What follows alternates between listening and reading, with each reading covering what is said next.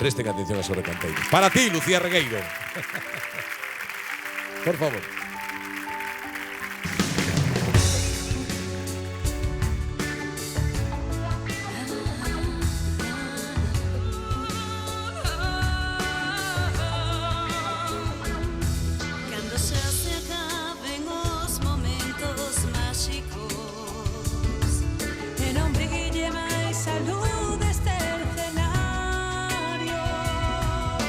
Un sueño ben cumprido, sentiremos calafrío.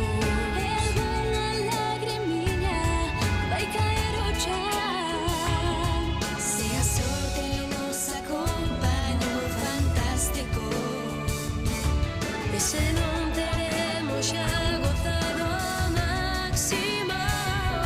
Estar aquí é un agasallo, Gracias a que nos ten dado